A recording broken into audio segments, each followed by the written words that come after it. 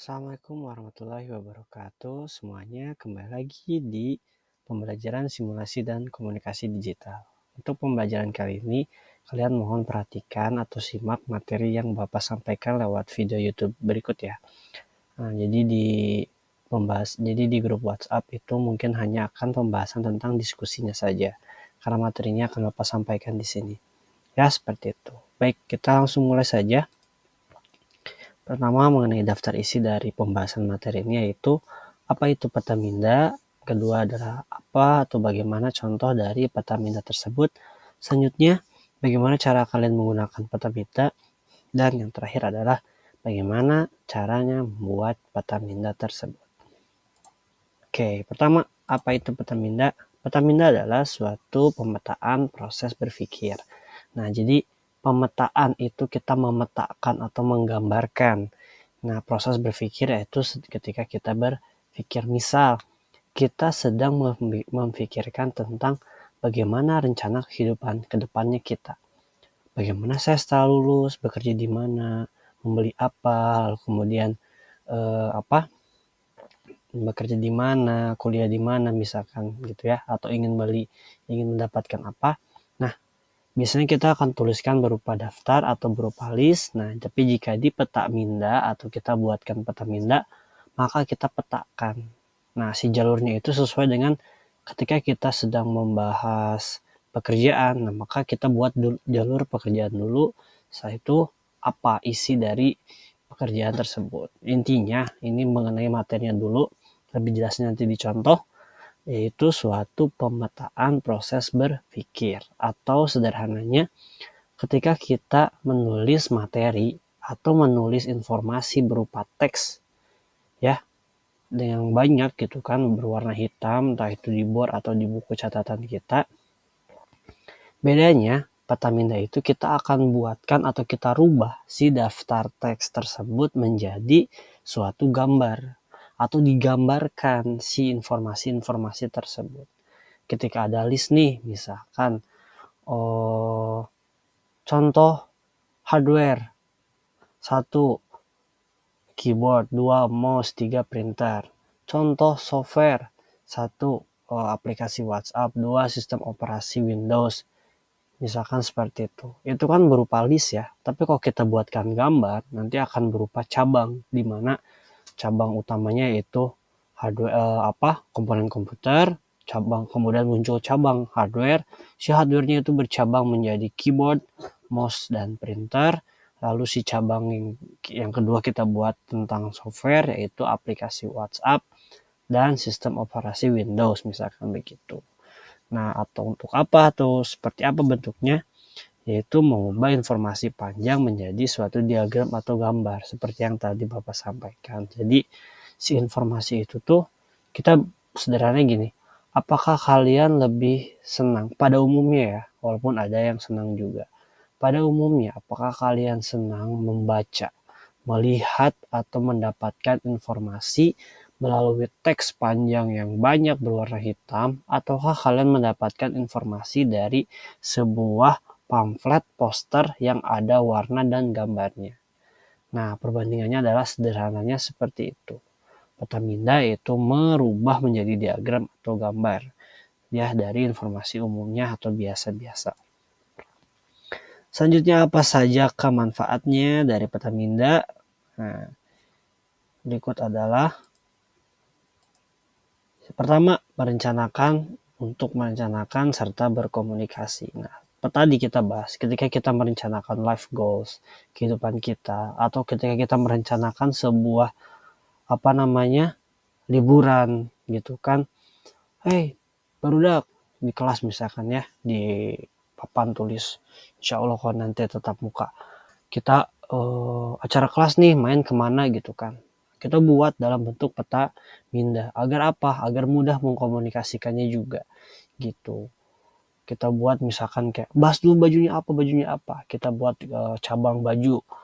Nah, kita tulis di situ seragamnya, kita fokus dulu di situ gitu kan. Jadi nggak berantakan berwarna hitam tulisan-tulisan saja, tapi akan ada gambar dan akan khusus posisinya juga. Yang kedua adalah menjadi lebih kreatif. Nanti kita akan terpaksa untuk membuat gambar. Nanti kita akan terpaksa untuk memberikan sebuah warna, sehingga otak kita itu akan terus terlatih sehingga menjadi lebih dan lebih lagi kreatif dalam kehidupan kita atau dalam pembelajaran kita. Selanjutnya menjadi lebih cepat mengerti. Kenapa? Karena misal nih ketika kita baca baca doang nih, contoh dari hardware adalah keyboard. Kita nggak ngerti tuh kalau nggak ada gambarnya. Tapi kalau dalam bentuk peta minda itu kan nanti akan ada gambar keyboard di sebelahnya. Oh, jadi yang dimaksud keyboardnya itu adalah ini gitu kan, jadi akan mudah mengerti. Lalu mengefisiensikan waktu belajar. Kenapa? Karena biasanya peta minda itu teksnya itu tidak terlalu banyak gitu, nggak seperti buku, jadi rangkuman peta minda itu. Maka ketika belajar tuh nah itu adalah salah satu manfaatnya juga, bisa kalian buat untuk ketika akan ujian. Ketika mau ujian tuh nggak serta-merta harus dibaca semuanya, buat dulu rangkuman. Maksudnya gini, ya pasti dibaca semuanya sih, karena pasti bermanfaat semua, tapi kalau kita butuh 1 atau 2, 3 kali membaca, pertama kita baca nih 1 kali full misalkan ya, terus kita tahu rangkumannya materi apa saja, kita buatkan peta minda. Nah, yang kedua dan yang ketiga kalinya, baru kita tinggal baca yang peta mindanya saja, nggak usah baca lagi yang hitam putihnya. Gitu. Nah, itu akan lebih efisien nanti waktu belajarnya. Ya, barangkali ada yang serius mengejar akademik gitu kan, kesulitan dalam menghafal, harus membaca ulang berapa kali gitu kan.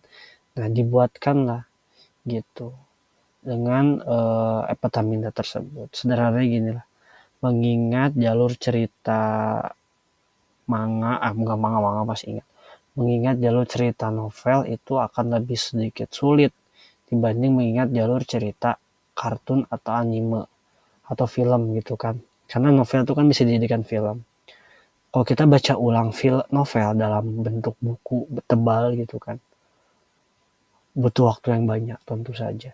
Tapi ketika kita mau mengingat kembali jalur cerita yang kita sukai itu dalam bentuk film, tergantung filmnya, ada yang 1 jam 2 jam gitu kan. Tapi kalau ketika baca buku novel tuh pasti lebih dari 2 jam. Walaupun juga pernah baca buku bahkan berhari-hari. Pernah artinya sekarang enggak, tapi sekarang jarang, bukan berarti enggak ya. Terakhir adalah mudah mengingat materi. Kenapa? Karena adanya warna dan gambar. Otak kita itu akan mudah memproses informasi karena adanya tadi gambar dan si warna tersebut. Gitu. Selanjutnya adalah, nah kita masuk ke contoh peta minda. Mungkin kalian masih bingung dari apa yang Bapak maksudkan tentang peta minda tersebut. Nah guys, seperti ini maksudnya. Pertama ada cabang utama yaitu komputer, di mana komputer memiliki cabang yaitu monitor, keyboard, mouse, PC dan juga speaker gitu. Nah, jadi ketika kita mau mengingat soal komputer nih, ketika kita membaca peta minda ini, kita akan mudah mengingat bahwasanya komputer itu adalah monitor, keyboard, mouse, speaker dan PC gitu kan ya. Nah, jadi mudah mengingat. Ini masih sederhana banget. Selanjutnya mulai agak sedikit levelnya naik menjadi 3 cabang, yaitu pertama cabang utama atau judulnya yaitu Indonesia. Nah, apa yang akan kita ingat atau apa yang akan kita pelajari, yaitu pertama adanya lagu.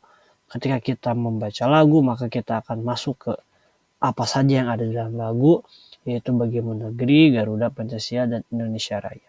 Selanjutnya ada suku, yaitu Gayo, Batak, dan Baduy.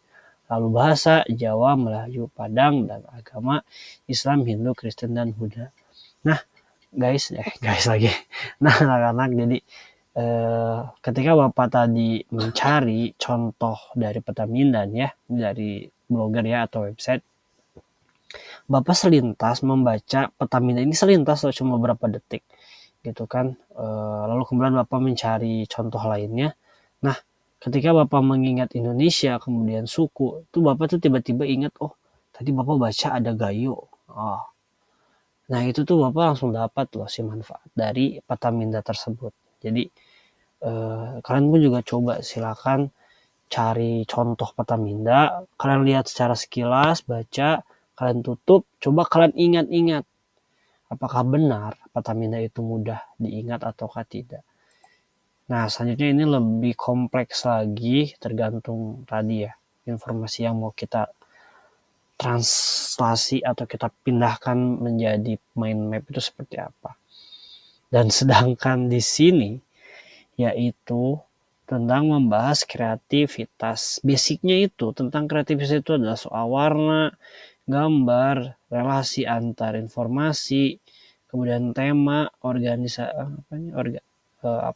lengkungan dan juga kata kunci. Tapi enak ya buat dibacanya gitu. Jadi nggak bingung. Jadi ketika kita mau membaca tentang basic, kita akan fokus ke basic dulu. Yang lain tuh nggak akan kebaca, kita lebih fokus. Lalu selanjutnya adalah bagaimana pengaplikasiannya gitu. Bagaimana pengaplikasian dari kreativitas yaitu bisnis,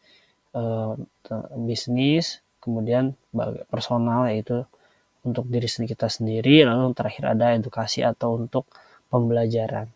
Jadi kreativitas itu bisa digunakan untuk dalam berbisnis atau untuk kita sendiri atau bahkan untuk memberikan informasi seperti yang Bapak lakukan ini.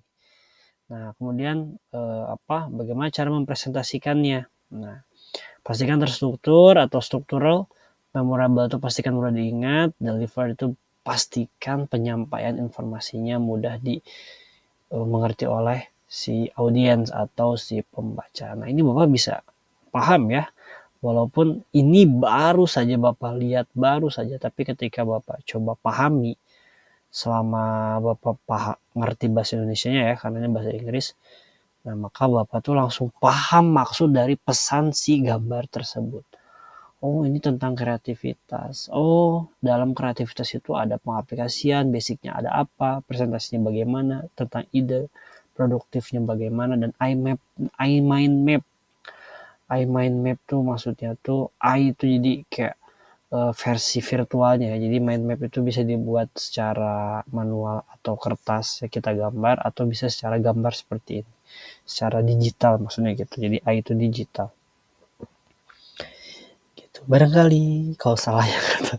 Ya mohon maaf karena bukan Bapak yang buat, tapi setidaknya dengan dibuatkan Pertamina ini ya 75% lah Bapak bisa mengerti dari apa yang disampaikannya tadi gitu.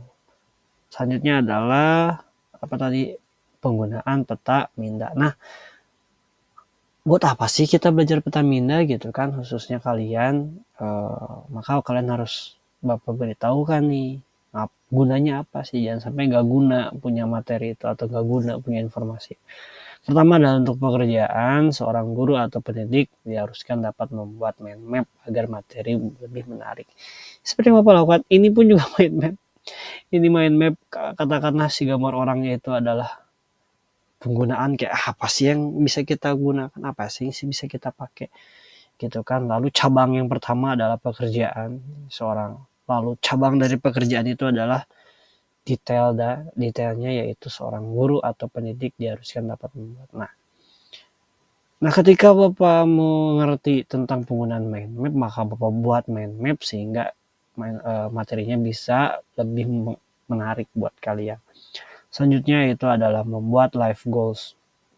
Seperti tadi sebelumnya ya, membuat pencapaian hidup dalam bentuk mind map agar berusaha dipenuhi. Itu. Jadi kayak kalau kalian bikin rencana kehidupan di dalam teks, dalam list gitu kan. Ketika kalian buka-buka buku, kalian nggak akan ngeh kalau teks itu adalah life goals kalian.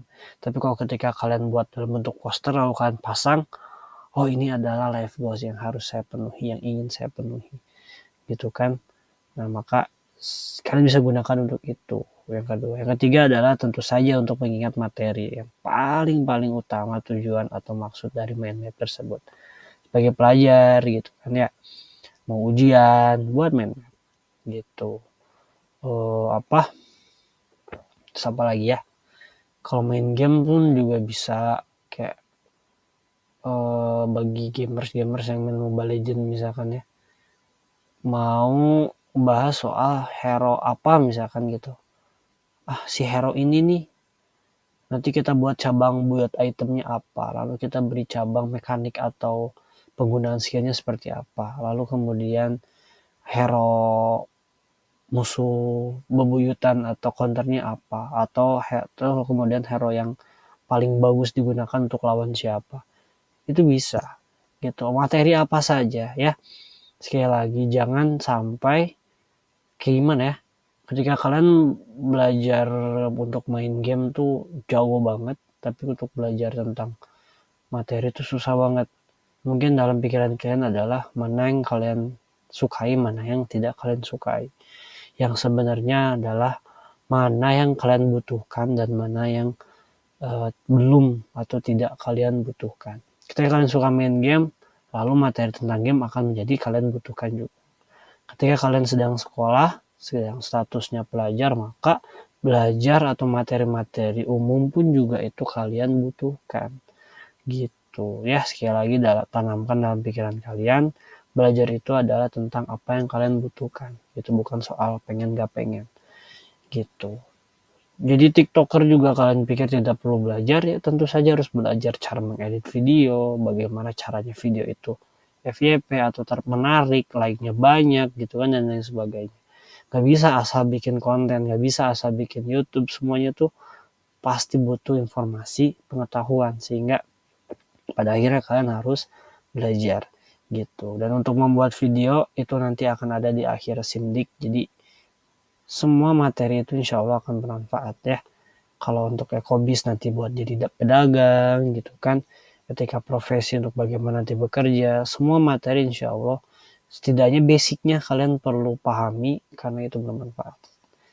Nah selanjutnya kita masuk kembali terakhir, yaitu membuat rencana. Tadi ya,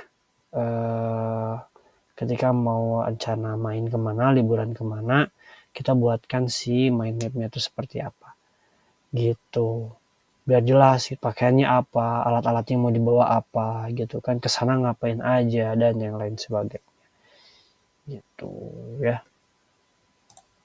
Dan terakhir adalah bagaimana cara membuat peta minda. Tweet. Oke, biar cepat. Sekali lagi, aduh di atasnya belum diganti lagi. Oh apalah kagok. Sekali lagi, Bapak mengajarkan cara membuat peta minda menggunakan peta minda. Ya karena biar lebih mudah diingat oleh kalian, tentu saja. Jadi Bapak langsung menerapkan peta minda, konsep peta minda tersebut. Pertama, bergambar setting, yaitu dibuat di kertas putih dengan judul berada di tengah. Nah, ini ceritanya kertas putih yang kotak ini ya. Lalu kemudian si yang gambar komputer abu di tengah itu katakanlah judul gitu. Ya, tulisan mau gambar itu bebas, yang penting di tengah. Kenapa? Karena kan nanti akan bercabang. Kalau di ujung itu nanti cabangnya nggak akan benar gitu. Kayak pohon di tengah-tengah kan cabangnya ke kanan ke kiri gitu kan. Nggak mungkin ke kanan semua cabangnya kan, nggak pernah ada pohon kayak gitu. Mana ya? Kecuali yang merambat. Kalau merambat itu bisa, tergantung kita atur pohonnya kayak gimana. Selanjutnya menggunakan sedikit teks dan perbanyak gambar. Kalau sedikit teks, ngerti nggak ngerti orang, setidaknya kita bakal ngerti. Gitu. Kayak tadi ya, informasi itu kan diringkas kan. Jadi keyword ada kata kunci yang mewakili suatu informasi gitu. Misalkan kayak kata kunci dari apa ya?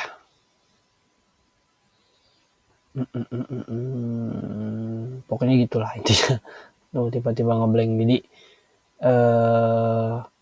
kalau misalkan untuk diri kita sendiri, kata kunci tersebut itu pasti akan kita mengerti 100%. Contoh misalkan kalau kita nulis apa ya, misalkan Nmax di life goals itu kita tulis Nmax misalkan itu, 100% kita akan mengerti maksudnya adalah oh kita atau kamu ingin membeli motor Nmax di masa yang akan datang nanti misalkan gitu, atau di masa depan nanti gitu kan.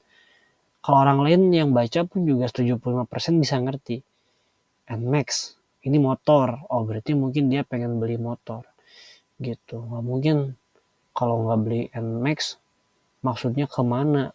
Jadi jualan Nmax jauh. Kalau misalkan jadi Nmax nggak bisa.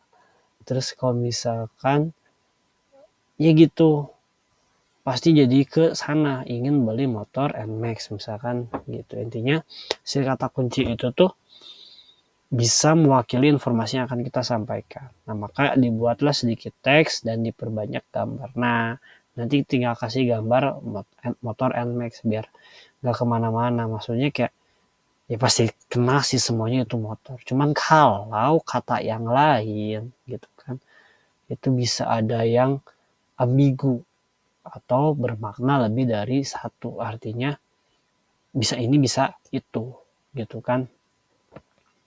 Kayak apa? Kata kata buku. Buku tuh maksudnya apa? Jualan buku apa beli buku gitu kan. Bukunya atau buku novel apa buku tulis gitu kan, dan lain sebagainya. Selanjutnya kita lanjutkan kembali, yaitu disusun berupa cabang sesuai dengan arah cabangnya. Jadi ketika kita bahas tadi nih ya, dibuat di kertas sistemnya apa, dibuat yang seperti teksnya apa, bukan sedikit teks itu jangan sampai salah. Cabangnya tuh ceritanya nih kalau kita buat liburan, cabangnya itu yaitu baju atau pakaian misalkan. Terus isi cabangnya itu malah kita ngebahas soal wahana atau di sana main apa, kan itu nggak nyambung gitu kan. Yang pasti yang kedua yang pasti dibuatnya berupa cabang, jadi ada garis-garis gitu. Itu ciri khas mind map. Selanjutnya dibuat semenarik mungkin. Lalu kemudian tadi ya diingatkan kembali cabang atau garis penghubung itu harus jelas gitu. Nah, yang terakhir yaitu menggunakan bahasa yang mudah dimengerti. Nah, tadi yang Bapak maksud, jangan sampai menggunakan kata-kata yang ambigu atau bermakna dua, bermakna lebih dari satu. Selain itu pun juga menggunakan bahasa manusia, bukan bahasa alien, gitu kan.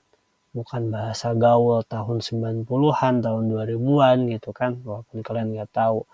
Tentu saja ada tahun 2020-an juga ada bahasa baru lagi yang mungkin banyak yang tidak Bapak mengerti. Kecuali jika informasinya memang untuk diri kalian sendiri atau untuk orang yang sesama akan mengerti bahasa kalian. Ngerti ya? Gitu. Jadi seperti kita menyesuaikan diri. Ketika ketemu si A nih orang Sunda, kita ngomong bahasa Sunda. Ketika ketemu si B yang bukan orang Sunda, katakan orang Indonesia pada umumnya, nah maka kita menggunakan bahasa Indonesia. Jangan sampai dibalik-balik, jangan sampai tidak sesuai lah, intinya gitu ya.